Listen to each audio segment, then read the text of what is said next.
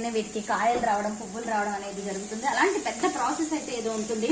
కానీ బోడకాకరకాయని ఎలా చేసినా చాలా బాగుంటుంది అనమాట. ఇప్పుడు బోడకాకరకాయలు హైబ్రిడ్ కూడా దొరుకుతున్నాయి. బట్ అవి పెద్ద పెద్ద గింజలతో వీటంత టేస్ట్ అయితే ఉండదు. కానీ ఈ దేశీ ఉన్నాయి కదా, ఇవి ఢిల్లీలో చాలా బాగుంటాయి అనమాట. బాగా దొరుకుతాయి, పెద్ద కాస్ట్ కూడా ఎక్కువ కాదు.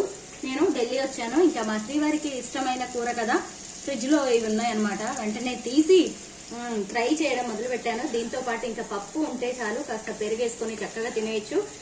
నేనేం చేస్తానంటే ఇవి కాస్త ఇలా బాగా ఫ్రై అయిన తర్వాత వెల్లుల్లి కారం మనకు తెలిసిందే కదా, ఇందులో వెల్లుల్లిపాయల్లో కారం వేసి కాస్త కచాపచాగా దంచేసి, ఉప్పు కూడా వేయాలి, అవసరమైతే కొంచెం జీరా వేసుకోవచ్చు, వేసి దంచేసి ఇవి బాగా ఫ్రై అయిన తర్వాత ఆ వెల్లుల్లి కారం ఇందులో కలుపుతాం అనమాట. కాస్త వెల్లుల్లి కారం కూడా ఫ్రై అయిన దాకా ఉంచుకుంటే సరిపోతుంది. అప్పుడు వేడి వేడి అన్నంలో బోడకాకరకాయ ఫ్రై వేసుకొని తింటే ఇంకా చెప్పక్కర్లేదనమాట.